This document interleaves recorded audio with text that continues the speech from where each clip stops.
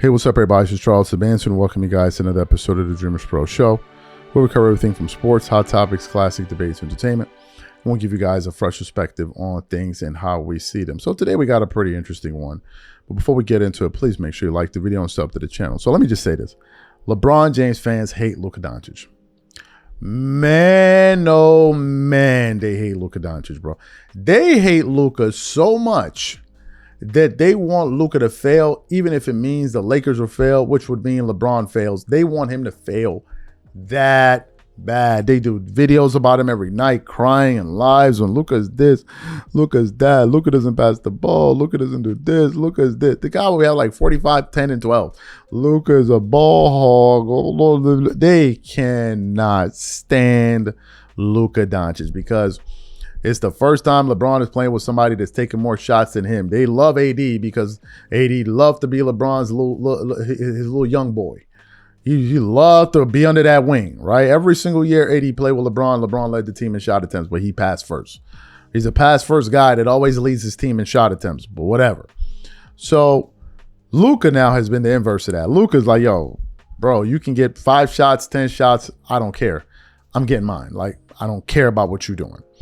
So I came across an article today that I know these LeBron guys are going to be fuming over. And it says, NBA analyst doubts LeBron James is okay with Luka Doncic taking 30 shots every night for the Lakers. And I'm like, here they come. They're going to love this one.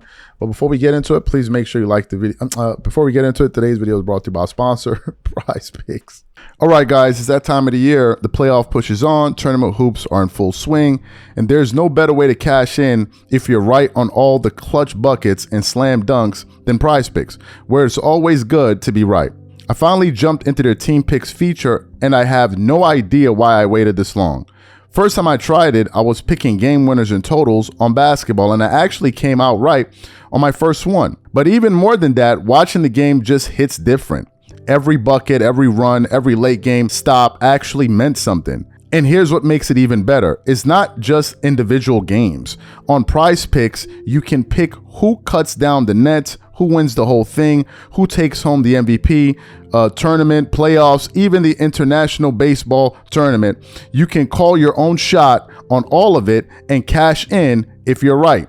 Team Picks are live right now in 35 states. That's California, Texas, Georgia, Washington, and more, all in the same PrizePicks app you already know. Download the PrizePicks apps today and pick your first game winner, spread, or total as the playoff push rolls on, and get $50 in daily fantasy lineups when you play your first $5 lineup when you use code CLNS. That's code CLNS to get $50 in daily fantasy lineups when you play your first $5 lineup.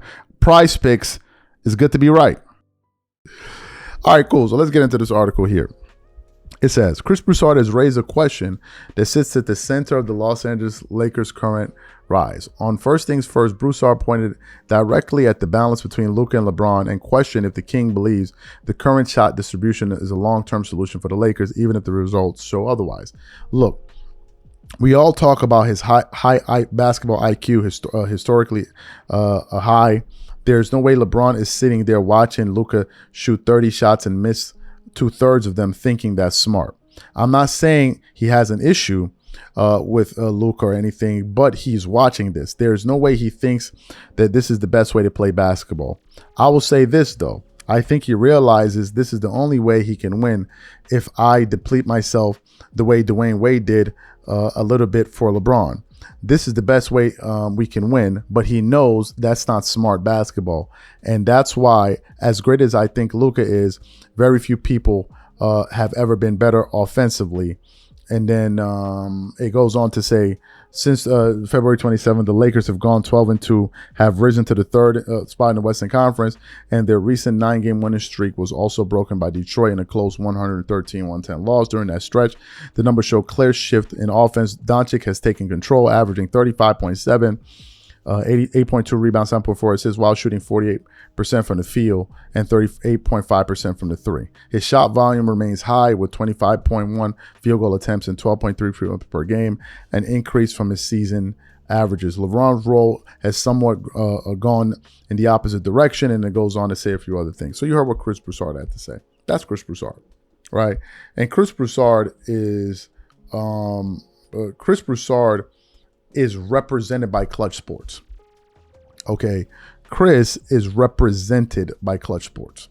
So for Chris saying that, there may be something here. What are my thoughts about it? Who cares?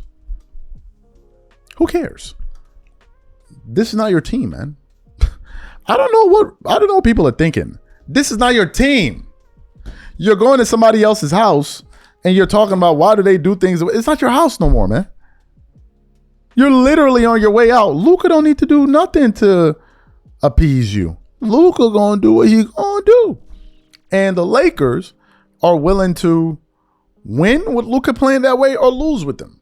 Now, in terms of the whole basketball, smart basketball, the fact of the matter is this. Luka Doncic and Austin Reeves have a fantastic synergy. And they play great together. So Luka plays winning basketball. I mean, we act like Luka was just not in the finals 2 years ago. Was he not in the finals? I mean, he lost, but damn, you got to be playing some kind of winning basketball to get there, don't you? I mean, I'm just saying, don't you? And let's not overlook something important here, because Chris Broussard is giving LeBron a little bit too much credit. While you're saying LeBron is a smart basketball player and all of that, and that could be true, and we're looking at Luka won't win, the fact is this, Chris. Luka and a lot of NBA greats have not played with the talent that LeBron James has played with. Luka never played with Dwayne Wade and Chris Bosh at the same time. He never played with Kyrie Irving and Kevin Love at the same time. He went to the finals with Kyrie. He didn't have a Kevin Love. He never played with an Anthony Davis in a pandemic situation. So yes, LeBron may be smart and all of this and all of that, but Luka's never had that kind of help. So you may want to say, oh, it's LeBron's IQ and all this, and I get all of that, but he's played with a lot of damn talent. A lot of it. And that plays a role in him winning so much. It's not just his IQ, whatever that means. And I feel like in these conversations, that is not talked about enough. Whenever LeBron went, bro, do you know who this dude has played with? We've done numerous shows about this. Jordan's cumulative all-star teammate appearances is like 10. LeBron's is somewhere like in 140, right? It's nuts. Nuts stuff. Cuckoo stuff. So I think we need to factor that into the equation as we talk about Luka playing winning basketball or not. LeBron played ass basketball in 2011 and was carried all throughout the playoffs by Dwayne Wade. Let's not forget that. He went to the finals being carried there by Dwayne. And when he got there, he just fell apart. You don't mention that. You don't mention the fact that he played with players like Ray Allen and all. You don't mention it. You just talk about, oh, well, is his IQ. Come on. Tell the full story. Has Luka played with the caliber of talent that LeBron has? What are we talking about here? You guys don't mention that. It's just LeBron. I get it. That's your guy. I get it. You guys love him. I get it. We get it. But at the same time, tell the full story. It's not just his IQ. He's played with a obscene amount of talent as well. And that's also assisted him in winning. I know you guys don't point that out. You act like his teammates don't exist and just propel him in front of the cameras. But that's the reality of it. And you guys don't mention it. Y'all are spending a little bit too much time talking about IQs. You need to talk about this dude also played with a lot of help. These are my thoughts. Whatever you guys think, please leave your thoughts and comments in the comment section. We catch you guys on the next show. Peace.